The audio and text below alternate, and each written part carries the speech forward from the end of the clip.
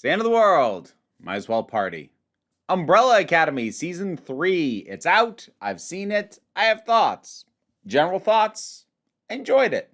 I think it was stronger at the front end than towards the back. Not that it completely lost steam. I think it's just that at this point, while I appreciate that the show kind of hangs a lampshade on it, the fact that 3 seasons in a row it's about stopping the end of the world again, especially when we open with a fairly juicy setup of the umbrellas and now the sparrows, this whole alternate timeline academy. Where do the umbrellas even fit? How's this going to work? Are any of them going to get along? Are they automatically rivals? Does their existence cause any kind of weirdness? Well, apparently it does, but that weirdness immediately leaps to it's going to end the entire world. And if we get a 4th season, can it just not be world ending this time? I was fine with it for the first 2, because in many ways I felt like Season 2 was a refinement of Season 1. Season 1 was fine, had some aspects I liked, and some other stuff that I was like, Season 2 I liked a lot. Season 3 I largely liked, but at this point I'm like, okay, you did the end of the world, you refined the end of the world, can we do something other than the end of the world? I mean, at the very least, I'll give it credit that it's not ending the world the same way every time. It's a different problem with different complications. But ultimately, I think to harp too much on that is to kind of miss the point, because the point is to hang out with these idiots. And yeah, they are all idiots. Here's the funny thing about this show. I genuinely enjoy the fact that everybody involved is some form of an idiot. Yeah, every single one. And I don't just mean the umbrellas. I mean the sparrows. I mean Reggie. I mean everybody. Everybody is an idiot of some stripe. They're either too single-minded, they're like Klaus and they're just blitzed out of their mind, they've got weird blind spots that they seem deeply unaware of, or they're like Diego and just a straight-up classic idiot. Even the ones who you would think and behave kind of smart, like Five, for instance. Five certainly has the most experience, has the best understanding of what's going on, but wow, is he a crap communicator. There's multiple episodes that has the umbrellas negotiating with the sparrows trying to get the time-traveling briefcase back. They don't have it. Five already got it. He just didn't tell the rest of the umbrellas that he was doing that, so they're wasting all this time. And normally that would annoy me, but here, because everybody is some kind of an idiot, even Victor, who has unfortunately now a repeated history of being naive to the point of dangerous, even the best meaning characters, they're all dumb. Some, like Luther, seem to know they're kind of dumb. Some, like Diego, really don't understand how dumb they are.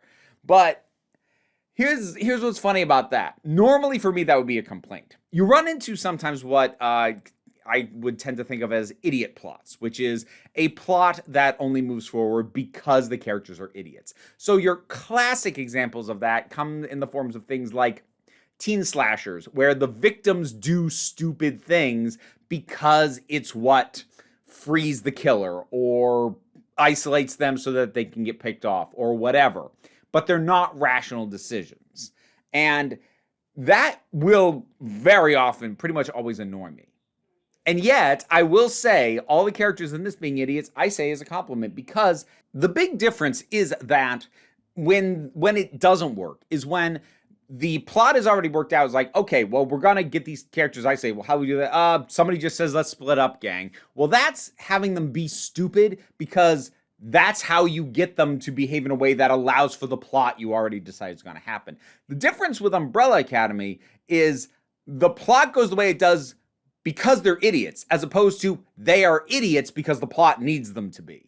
So the plot moves forward in the way that it does because of the unique and contrasting and chaotic ways in which these various people are idiots. So you take someone like Klaus, who falls under Reggie a little bit, and despite the fact that Reggie repeatedly kills him, and yeah, that's stupid, but that is also Klaus. It's not him being dumb because it facilitates the plot. It's complicating the plot because he's dumb, and in an interesting way. And it's in a way that actually made me also okay with the pacing, because how quickly the fact that everything's coming apart gets introduced, how long it takes them to kind of get their act together, is kind of the story. The fact that they can't get their act together, that's sort of the point. And it's a really delicate balance to strike. It would have been really easy for me to either be too invested in the idea of saving the universe, in which case I would start getting really irritated with these characters that they can't get their crap together, or I would be more interested in, their personal stuff to the point that the end of the world stuff feels like it's intruding. Neither of those is the case. It finds that balance really, really well.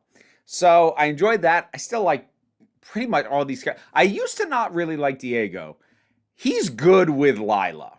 Also, the kid is used just the right amount. Stanley, I think was his name.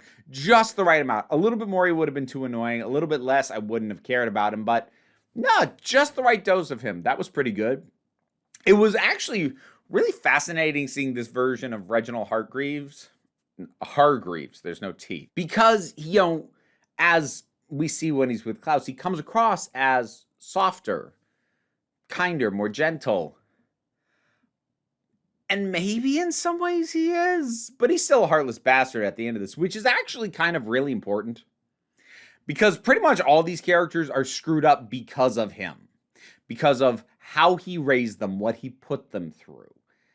And it actually kind of matters that even in his moments of seeming to show affection, he's still the same heartless bastard, because otherwise you risk sending a message, it's best to forgive your abuser, which, I've historically had issues with that, especially when it's tied to family. So here, he appears softer, a little bit kinder. Confiore gets to play him just a little bit gentler this time. But ultimately, no, he is still an absolute bastard. And good. Because it means that the underlying message is not, forgive this monster. Because I actually believe him at some points when he says that he cares about them. It's not that I don't believe him. It's that he cares about them less than he cares about the things he's using them for. And again, I think they balance that really well. I suppose to look at me, you would expect me to talk about Victor some more. So let's address that. I actually really like how this is handled. And I feel like we might not have gotten it handled the way that it is if not for the circumstances under which it happened. So I don't usually do looking into behind the scenes production before I do a review, but I did happen to know this already. So Elliot Page came out as Elliot between when the scripts were written and when filming was supposed to start. So originally, Elliot did say that he was okay to play Vanya again, which is its own side conversation, honestly, because you get this weird thing where a lot of people seem to assume that it's impossible for trans or non-binary or anything other than a cisgender actor to play a cisgender character, that somehow that's inherently traumatizing. And for some actors, maybe it is, but he had stated, to the creators, I'm okay to play Vanya again. It's all right. The showrunner, Stephen Blackman, I think, something like that. If I was wrong, I'll put the correct name down there. But he said, no, I want to work this in. Now, because they were already in pre-production, meaning they were securing locations, building sets, all the rest of it, they couldn't do major script changes. They couldn't completely rearrange it because it would change all the in-process production plans that were going on. So instead, it was simply altering bits of dialogue. Basically, almost no new scenes were written for this. Instead, the information and Victor just becoming himself was worked into the existing scenes, and that gives it such a good balance. I mean, there's a couple things that were obviously written for it, going for the haircut, probably that very first conversation with the family, but those are also kind of generic settings, probably easy to add in. And then from there, it's just kind of accepted. I kind of like that the most severe reaction we get is from Luther, who had been captured, quote unquote, by the Sparrows, and he comes back and gets told, it's Victor now, and he's just like, what else happened when I was away? And I kind of like that that's the most extreme reaction. Not, what, huh? And nobody's unaccepting. It's just a matter of, God, what else did I miss? I thought it was very well handled. And I also like that fundamentally, Victor is not a different person. Is the same dude. More appropriate haircut. Same dude. And that comes across. As I said, when I was stating how everybody is an idiot in their own ways, Victor's history of idiocy is a certain level of naivete, which happens again here. So, and that's, I'm not shrugging like, how dare they? I'm like, no, that's kind of his baggage, and everybody's got some. In terms of the way it ended, it was a bit odd. Obviously, it's set up for more stuff to happen, although thankfully, I wouldn't call it a cliffhanger ending, but it is definitely a there's more stuff going on here ending. So I'm expecting another season, and clearly the writers are expecting another season. I don't know if they've confirmed one yet. I think 5 might still be my favorite. Klaus was one of my favorites last season. He's a little bit less this season because his stuff is so separated from the others. And admittedly, he was separated from the others a bit in season 2 as well. But I think just having Ben with him kind of made it seem less like he was off doing his own thing entirely. Oh, speaking of Ben, that actor clearly had fun playing a completely different version of this character. Can't say I really cared for him, but I'm also not really supposed to. And I do like that the damage that the Sparrows are carrying, while they clearly have it, is not identical to the damage that the Umbrellas were carrying. Basically meaning, yeah, Reggie screwed up these people too, just not in the exact same ways. He screwed them up in slightly different ways. The new sets of powers were interesting. I love this thing. Kind of had its best scene like within minutes of it starting.